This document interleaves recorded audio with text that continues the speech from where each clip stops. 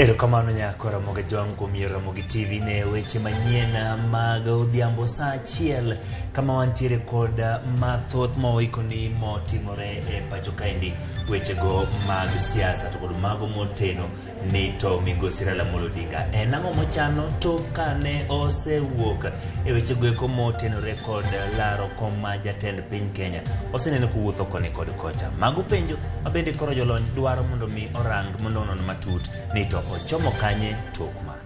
Nyaka Ramogi en kawuono ni rima bende koro nitiere bura mochwal kaluwore koda wechego eko mag yie ne kothe kachiel koda chiemo momedi e nyinyo e pacho ka mago mag jiemo ka bende koro nitie chik mochwal e do ma bende koro kwedo wach machalo kamano. Nyaka Ramogi bende en kinde gieki kawa ikore kata ne od bura mamalo ikore mar puodho jotend migepe mane ogwel koda jatend piny William Ruto magi kachiel koda mamoko magi e weche mawamiyo pek.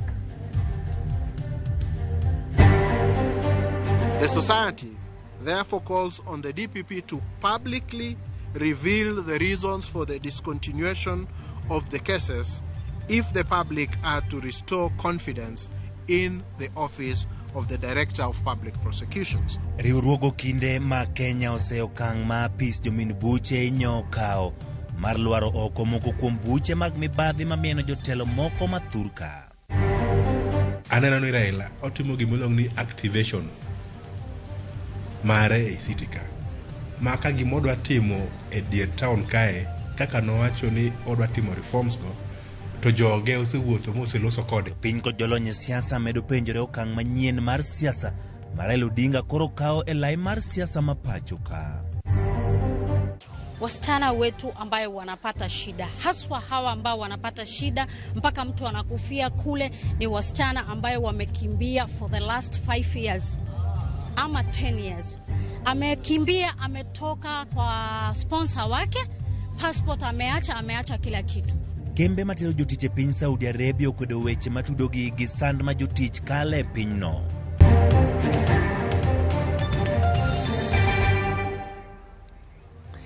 Machiegni nyako Ramogi par nyalo tudri kodwa kaka pile namba mar 236 kata yudo achiel kachiel kuok e Facebook page marwa mar Ramogi TV ben nyalo yudo achiel kachiel e Twitter @RamogiTV nyalo YouTube Ramogi TV nyinga Ochieng Emmanuel. Machiegni nyinga Simfrozo Kinda jaloko marwa Belinda Adhiambo. Wadi nyime koda weche manyien gi nyako Ramogi kawachako en ng'ur e wi okang' ma sirikal puodho kod chiemo ma omede nyinyo mago mong'ere kaka jiemo omedo nyuolo ng'ur ka sani bura ochwale e do mar kwedo okang' makamano. Okil Paul Mwangi mosebedo kaka jang'ad rieko e weche chike riwruog Azimio la Umoja ochwalo ng'ur e do kokwedo okang' ma piny owacho kao mar puodho ni kodhi mag chiemo mag jiemo inyalo kele pacho ka. Mwangi wacho ni sirikal ok nigi ratiro mar chik mar puodho jiemo ka ok otimo nonro mayango ber kata rach mar mwandugo. E burano Paul Mwangi dwaro ni doho itoko chik manyocho gol gi piny owacho mar puodho jiemo. E ng'ur mare wacho ni chik mane okumo jiemo e higa mag 2012 ne dwaro ni nyaka tim nonro mopie kendo puodho ber mare kapok okadhe mondo chak tiyo kode.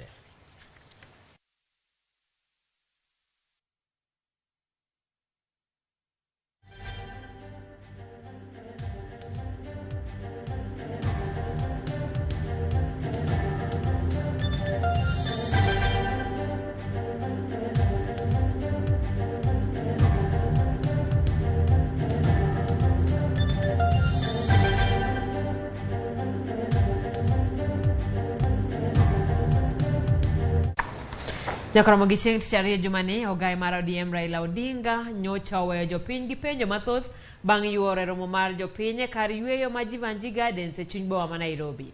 Chieng' tich adek Raila noromo kod joriemb apiko e kar od bura ma Mathare kod Huruma kendo seyo piny owacho mar Kenya Kwanza kuom reme duoko piny nengo mar ngima. Dibeni Raila ni kod paro mane e ngimane mar siasa? Ripota marwa Chris Owino koloko mawuodh Raila ochomo.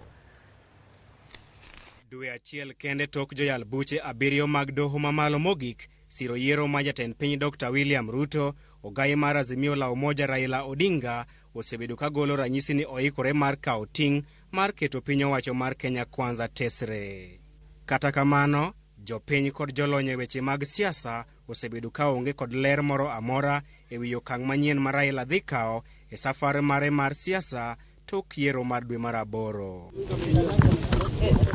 Chieng' tich ariyo, Raila ne oweyo jopiny ka guonyo wiyegi bang' chopo e romo mar jopiny e kar yweyo ma Jivanji Gardens e chuny boma ma Nairobi.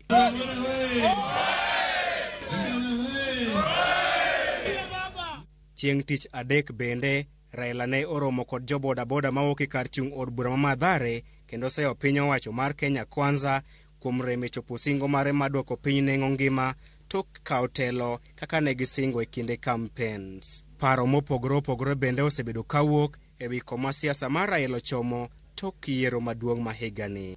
Moko kuom jood bura mag Kenya Kwanza to ng'iyo okang' mar romo kod jopiny kaka chako campaigns mag siasa mohiu. Kata kamano, Nelson Osiemo, okil kendo jalony e weche mag siasa, to nigi paro mopogre. Kana Supreme Court no ogolo ruling margi, na Raila nowacho ni odwaro reform e Supreme Court. Mano wacho ni he will lead a 1 million march to do that reform. Bang' mano neno ka weche no dhi mo oling matin.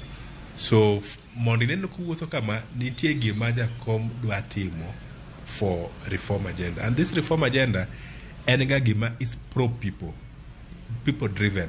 Kendi bro neno ka en ma ochierogi and people jopiny bro kawo as margi. Okil Nelson Osiemo kolo ni Raila nigi historia mar telo ne chenro mar kelo lokruok e weche mag telo kod demokrasia tok yiero ka yiero, ka olieko ni okang' mar chako romo kod jopiny en ranyisi makene Raila chano telo ne chenro mar kelo lokruok e pacho kae. Odhi mo wuotho bunge la wananchi e dier town ka. Odhi oromo, odhi Mathare, koro odhi Kibera. To pok otieko wuodhno, aneno ni Raila otimo gimolong ni activation mare e city ka. Ma ka gimodwa timo e dier town kae, kaka nowacho ni odwa timo reforms go, to joge osewuotho moseloso kode. Poni en adier ni Raila chano telo ne chenro ma kelo lokruok e pacho kae, ang'o momiyo ne ochake mana e pap ma Jivanji. Owuotho in political basis kapok owuok odhi oko. Mondo Nairobi owe kosechwakre ong'e nang'o ni serikal ni kik bed ni ji nindo ni serikal tiyo, to serikal ok ti.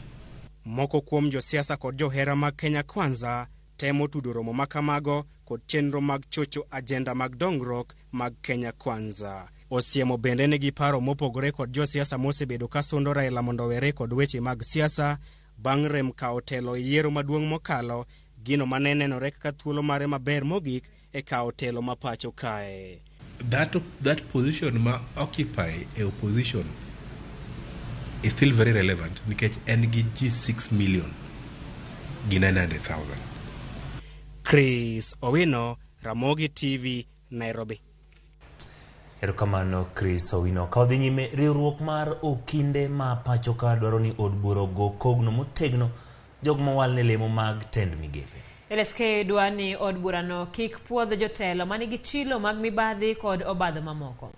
Kaka Eriko Wenga lero, LSK ogolo ng'ur e wi okang' manyo okaw gi ogai mar jomin buche mar lwaro oko buche moko mag mibadhi mamieno jotelo. Bang' ogai mar jomin buche Mathurka Nurdin Haji lwaro buche mag mibadhi mitudogo moko kuom jotelo mapacho ka, paro podi medo mana nyuolore mokalo e wi okang' makamano. Riwruok mar okinde mapacho ka LSK koro sundo Nurdin mondo chiw ler e wi okang' mane okawno. The society therefore calls on the DPP to publicly reveal the reasons for the discontinuation of the cases if the public are to restore confidence in the office of the Director of Public Prosecutions. Okwadwa dok e pin kendo ma executive ma wacho to jite winjo. Mano boketho nwa pin to wan kaka okinde wawacho ni wabo chung ratiro kendo kwa biye. Riwruogno ka osingo kawo ndamo mager mar chik ne Nurdin e thuolo mar ndalo 3 pono ni ok owuok oko kendo ochiwo ler wi okang' mare no magiwacho ni obalo kod dwaro mar chik. Samo timo gie kotimo kaka otimo gino to wan wang'eyo ni nitie ok olu chik, nitie ng'at ma mataye yoga toke kata nitie pressure ma ng'ato keto ne kamoro.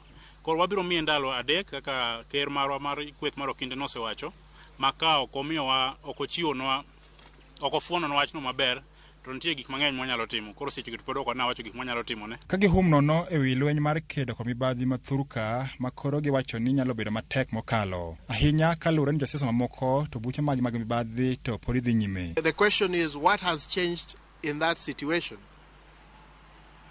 By the time they were making the decision to charge him, they must have known of the gaps. And I think that is the explanation that he must give the country. En gi ratiro mar golo cases kendo matero gi court, but kaluwore gi chik bende nyaka koro nyis jopiny mondo jopiny pod obed gi yie e weche mag chwalo do e court. LSK oseoro kwayo margi ni od bura mamalo ma igeno ni biro chako dayo dho jogo mane owal nying-gi mondo bi obed jotend migepe ka gikwayo ni mondo kik gide wang' jogo machilo mar mibadhi mieno kata kodoko ni Nurdin ne ogonyogi. Waluongo parliament kata kotemo gologi, parliament be ong'i jogi kendo tim proper vetting. Ok wadwa ni wachop kamoro ni pinyni en tie jok moko mantie gi teko moingo jowetegi. Kikwalo pesa mar serikal, pesa ma jite, jo Kenya machulo ushuru nyaki duok pesa no. Okindego bende nokwedo okang' mar lando tije kata lemo mag CAS moko ma bende ne doho kumo ni obalo kod dwaro mar katiba. Lwasi mar liet medo tidre ni apis jomen wach motele kod Nurdin Haji kalure kod okang' manyo okawo mar wito oko moko kuom buche mane omak ni joketho mag mibadhi. Duol mochung'ne okinde mapacho ka LSK koro kwayo od bura mamalo none ni ogokogno jotelo mabiro chopo nyime ka itimonegi nonro makende motelo ne yiero e cabinet. Eric Owenga, Ramogi TV, Nairobi. Kamati mar od bura mamalo chwalo milome moyiedhi mar biro chako goyo kogno jotend migepe mayando wal kod jatend piny William Ruto jumbe ariyo mokalo. Chenro mar dayo dho joditogo chakore chieng' wuok tich mar juma manyien. Walter Nyambaga miyowa ler mar wachno. Milome moyiedhi mochwal ne jotend migepe mogwel kod oganda jo Kenya chiwo ler kaka chenro mar dayo dho jotend migepe ochan tim kochakore chieng' wuok tich mar juma manyien tarik 17 wang' saa 3 mokinyi. We want to say now we had a preparatory meeting to organize ourselves in preparation of the vetting process beginning Monday.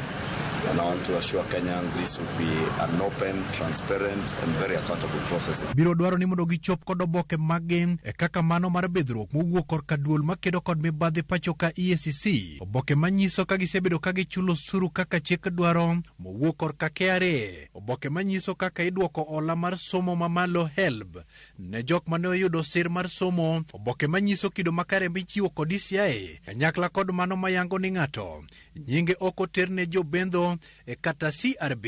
Kamiti moting'o nying ji 28 no biro yawo pap kod jatend Amani National Congress Musalia Mudavadi mogwel kaka jatend jotend migepe kendo ibiro luwe kod spika machon Justin Muturi mogwel ne lemo mar Attorney General. Nyawadgi mar lweny Aden Duale biro chope nyim kamitino saa 5:30 mar onyango. Kamitino biro keto Alfred Mutua wi orindi migawo mare mar tudruok pinje ma oko kailuwe kod ja od bura makandara Alice Wahome mane apeo nene migawo mar pi. Ka loko chenti chariyo tarik 18 dweni ngire kithure kindiki mogwele ten migawo mar arita kwe biro bedo wendo kamitino kailuwe kod ngire Njuguna Ndung'u mar omenda Kaisha Juma mogwele migawo mar rango jotije piny owacho biro bedo wende mbele kamitino ka ochopo saa 5:30 odiochieng' nogo. Davis Chichir mogwele teko kod modhi biro chopo nyim kamitino saa 6:30 ka nyawadgi Moses Kuria mar weche mag ohala ema biro loro odiochieng' mar tich ariyo. Chenti chadek, Seneta ma Elgeyo Marakwet Kipchumba Murkomen mar apaya Pida kod wuodhe biro yawo tich adek e nyim kamitino kailuwe kod Soipan Tuya mar alwora kod bunge tich abich mar tarik 21. Mithika Linturi mogwel ne pur kod pith biro duoko penjo ka Eliudo Walo mar weche tudruok biro nyiso chia mare kochopo saa 4:30. Migawo mar somo Ezekiel Machogu biro rado gi kamitino saa 5:30 ka Babu na Mamba mar tuke kod chenro mag rowere biro duoko penjo ka iluwe kod Rebecca Miano. Kamitino biro loro chenro mare ngeso tarik 22 kod Simon Chelugui mar riwruoge mag Saga, Welini matindo kod madongo ka nyawadgi mar mula kod chenro mag Nam Salim Vuria to biro chopo mbele kamitino saa 4:30. We will apply the mind, the law standing orders and fairness. Nyinge mag jok mokalo chenro mar goyo kogno ibiro pedhie od bura mar twak kaka mitino biro chwalo lipot ne od bura. Walter Nyambaga, Ramogi TV. Erokamano Walter Nyambaga kuom ler ma chal kamano. Ka wadhi nyime, riwruok mar lakteche ma pacho ka KMPDU oseo migawo mar thieth kuom kethruok mag yedhe mag chanjo ma midhusi mar COVID-19. Jatend migawo mar thieth nyo ochiwo lipot mayango ni chanjo maromo 843,718 mag chanjo mar AstraZeneca ne okethore ka tarik 31 dwe mar adek higani kaluwore kod kwan matin mar ji manokawo chanjo. Moko kuom jokanyo e sekta mar thieth dwaro mondo nonro matut otim e wi yedhego mar chanjo mosekethore ka Judith Omondi nigi lerno. Migawo mar thieth nyogolo lipot mapogore kod mano mar riwruok mar lakteche e wi lal mar yedhe chanjo moko mag COVID-19 e pacho kae. Riwruok mar lakteche KMPDU pod ochung' kar tiendgi mar sayo migawo mar thieth kuom chanjo mag COVID-19 makethore ute thieth ma pacho kae. Kane giloso Kisumu odiochieng' ma kawuono, jakom mar riwruogno e gwenge ma Nyanza Onyango Ndonga oko ni yedhe de ok okethore poni piny owacho ne oketo okenge makare motelo ne keyo yedhego e gwenge ma pacho kae. I raised this issue before. As KMPDU, we talked about mapping of regions that are deficient of the vaccine. For example, I am sure you might find there are regions that did not get the required number of the vaccine. And when you find that there is another region that has vaccines that are in storage and have expired, that is in essence misuse. And this all narrows down to, do we have enough personnel to take care of the whole country's health needs? Jatend migawo mar thieth Mutahi Kagwe kata kamano ne okoni lipot mar riwruogno ok ni kare. Olero ni dos mar 843,718 mag chanjo mag AstraZeneca emane okethore, ma opogore kod dos 697,624 kaka nyo oboke ondiko. Bende lipod Kagwe ochiwo ler ni mana dos mar chanjo maromo 27,606,120 emane giyudo tarik 30 dwe mar adek higani. Wach mopogore kod kwan mar dos 27,818,320 malipot mar oboke manyo ondiki kod od fwambo moro ma pacho kae wacho. Moko kuom jokanyo mar sekta mar thieth okoni nonro dwarore mondo adieri oyangi ewi kwan mar chanjo makethore ute thieth ma pacho kae. Lipot mar migawo mar thieth ma ogol kod Dr. Willy Sakwale, jatelo mar aput marango chenro mag COVID-19 odiochieng' ma kawuono, bende lero ni omenda mar piny owacho ne ok otigo e nyiewo chanjo ma osekethore kata machano kethore. Chanjo go wacho ni gin mago mane ochiw ne piny Kenya e yor siri gi riwruoge mopogore opogore. Bende ochiwo ler ni pogruok ewi lipode ariyogo nyalo bedo nikech midhiero mar weche tudruok madeko lipot mawuokie thoth counties ma pacho ka. Adwa kweda ahinya gima minister mar health nyo wacho Bwana Mutahi Kagwe kowacho ni onge doses mag COVID molal, to okonyiswa ni to kare doses mowacho no kolal go to ni kanye. Aparo ni wagike okinde masani nyaka owuothe ler kwa wuoyo gi jopiny, nikech jopiny gi e jogo matiyo matek ka chulo osuru kendo gine magimiyo oganda gerore. As Kenyans, we are really at a loss because the AG, the Auditor General comes up with a report, and then the next time we see the Cabinet Secretary for Health also coming out to refute whatever comes out of the report. But I think that as citizens, we are at a very difficult situation, bearing in mind that COVID-19 really fragmented our health systems, and the health systems are not really able to cope up. Bende gikwayo piny owacho mondo med omenda michiwo ne migawo mar thieth nyaka atamalo 15 kaluwore gi dwaro mar winjruok mane opuodhi ma otisi ni Abuja Declaration. Onego bed ni giketo atamalo mar 15 kulingana gi Abuja Declaration, but ma pok otimore. Kenya kae budget mar health chopo gimoro atamalo mar 9 ma pod en piny kabisa. Watiyo gi Kenya Medical Practitioners Dentists Union to sasa mobedo piny to wawuoyo iyudo ni pesa monego bed ni ndiko godo dakteche ok ndiki. Chanjo duto ma osechiwi e pacho kae romo 22,217,142 ka jogo migeto chanjo to romo 27,246,313. Judith Omondi, Ramogi TV. Gikone to riwruok mar governors odonje winjruok gi migawo mar omenda ma pacho ka e wi chiwo omenda ne counties mosebedo ka yware kuom thuolo malach. Ma otimore kinde mane giketo e romo margi monywando governors duto mapacho kamano bagi Naivasha. Governors pod nigi ywak ewi midhiero ma pod nitie koriwo koda ka sekta mar thieth. Push for this to be reviewed by all means, and one of the most pertinent issues is the fact that these equipments came in 2014. If we are renewing contracts for them to be available again up to 2025, that is a total of 11 years, which medical equipment can actually be able to survive inactive utility for 11 years. Most of them usually go between 3 and 5 years, even in the modern world. So why are people being forced to use equipment for 11 years and pay for them dearly? No.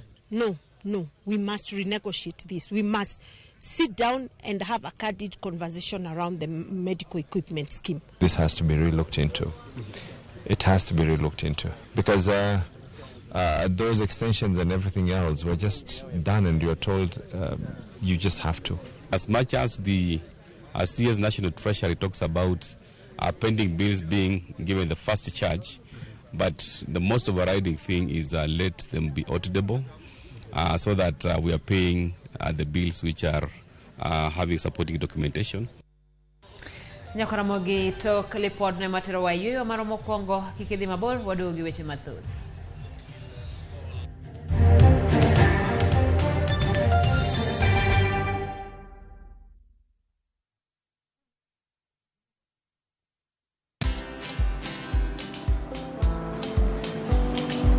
Chal nade? Chal ka gimi kaka ng'iyo sim gi pacha te? Kiki ahinya. En mana ni asebedo e story ahinya. Mana kaka rally manyochacha ne chal ka gima ne an kanyo kane otimo. Kendo kane iyawo chiro manyien ne chal ka gima ne an kanyo. Sama ne imiyo welo mapacho ka nengo mogonyore nam chumbi ne antie. In bende inyalo bedo e story kamora mora. Download mana Citizen Digital. Bed iyo ng'ala manyime gi weche manyien ka gi tuch kod gik mamoko ka gi timore kweno pugre pachoka kod pinje ma oko. Download Citizen Digital. Citizen Digital.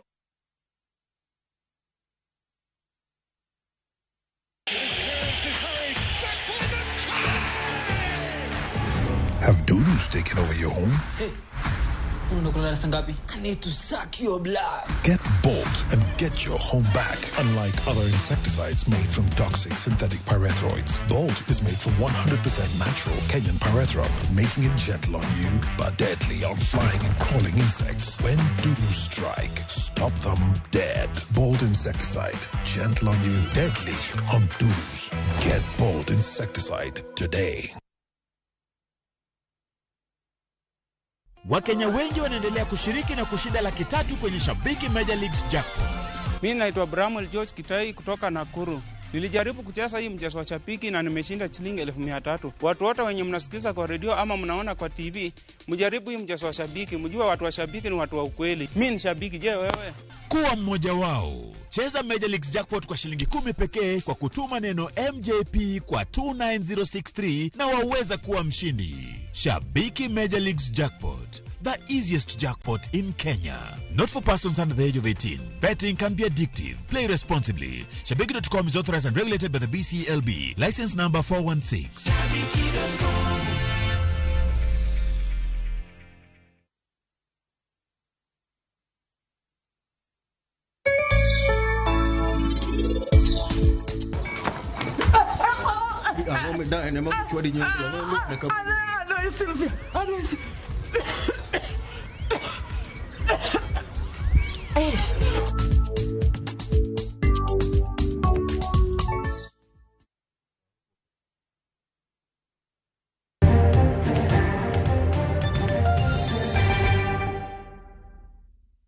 Erokamano kumedo kete wang jowi mar Ramogi TV. Wadhi nyime.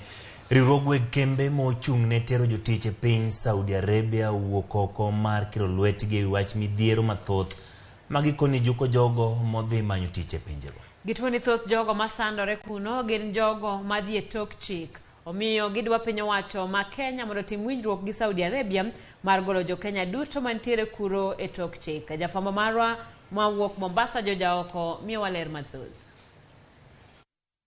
mani kod nyithindo mawito ngimagi kaachiel kod mago masandore e piny Saudi Arabia osebedo katimore Mombasa e piny maru. Thoth anyuola ma kamago osebedo kaseyo agents matero nyithindgi e pinjego dhi manyo kibarua, ka agents go bende ok thor loso ewi masiche ma kamago.